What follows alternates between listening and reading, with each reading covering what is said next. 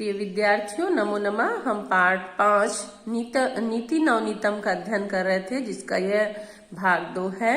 हम आगे इसमें पढ़ते हैं कि शैले शैले न माणिकम मोतिक मौक्तिक न गजे गजे साधो न ही सर्वत्र चंदनम न वने वने। अर्थात शैले शैले न माणिक्यम, शैल शैल पर्वत पर्वत पर न माणिक्यम, माणिक्य कहते हैं मणि, हर पर्वत पर मणि नहीं मिलती है, नहीं प्राप्त होती है। न माणिक्यम, माणिक्यम अर्थात मणि, हर पर्वत जो होता है पर्वत पर्वत वहां पर मणि नहीं प्राप्त होती है। मौतिक्यम न गजे गजे, मौतिक्य कहते हैं मोती को, मोती न गजे, गज अर्थात हाथी है ना, तो प्रत्येक हाथी से मोती प्राप्त नहीं होता है। साधो ना ही सर्वत्र, सर्वत्र हर जगह सभी जगह पर साधु नहीं होते हैं। साधु अर्थात संत सज्जन, सज्जन लोग हर जगह पर नहीं होते हैं। चंदनम न वने वने, और हर वन में चंदन नहीं होता है, अर्थात हर जो वन है प्रत्येक वन चंदन का वन नहीं होता है। तो इस तरह से कुछ विशेष वस्तुओं या व्यक्तियों का महत्व बताया गया है कि वो सभी जगह प्राप्त नहीं होते हैं। कुछ बहुत जो दुर्लभ लोग या दुर्लभ वस्तु होती है वो यदा कदा विरले ही प्राप्त होती है। जैसे एक बार फिर देखते हैं, शैले शैले न माण्यकम, प्रत्येक पर्वत पर मणि नहीं प्राप्त होती है। मौतिक्य न गजे गजे, प्रत्येक हाथी से मोती नहीं प्राप्त होता है। उसी प्रकार साधु न सर्वते, सभी जगह सज्जन मनुष्य नहीं होते हैं। चंदनम न वने वने, प्रत्येक वन में चंदन नहीं प्राप्त होता है।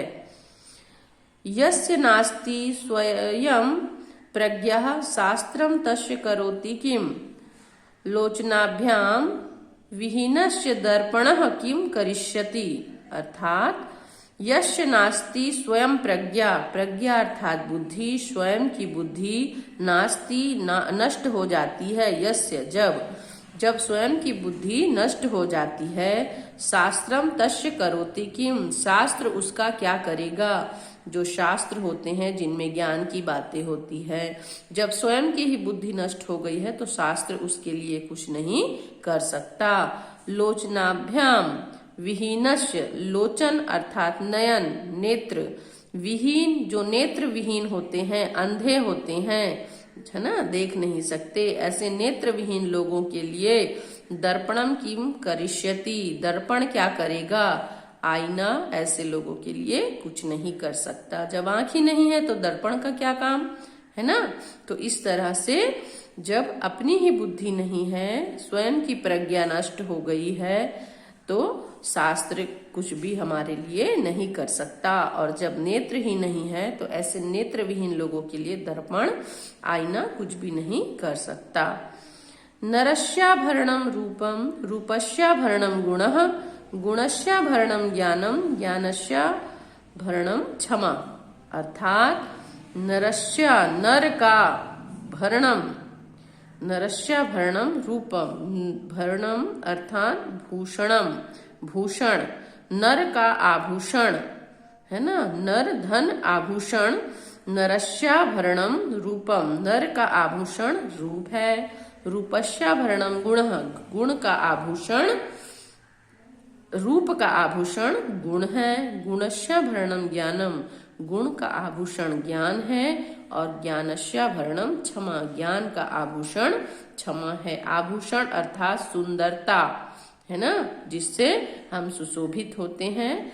तो किससे सुशोभित होते हैं, हम अच्छे ज्ञान से सुशोभित होते हैं, अपने गुणों से सुशोभित होते हैं।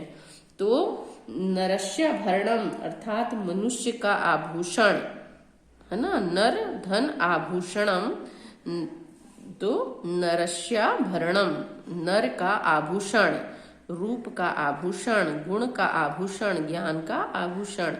आभूषण क्या कार्य करता है, सौंदर्य को बढ़ाता है। तो उसी प्रकार नर का आभूषण रूप है, रूप का आभूषण गुण है, और गुण का आभूषण ज्ञान है, और ज्ञान का आभूषण क्षमा है। तो इस तरह से आप इन सभी श्लोकों को कंठस्थ करके इसके अनुवाद का अभ्यास करेंगे। धन्यवाद।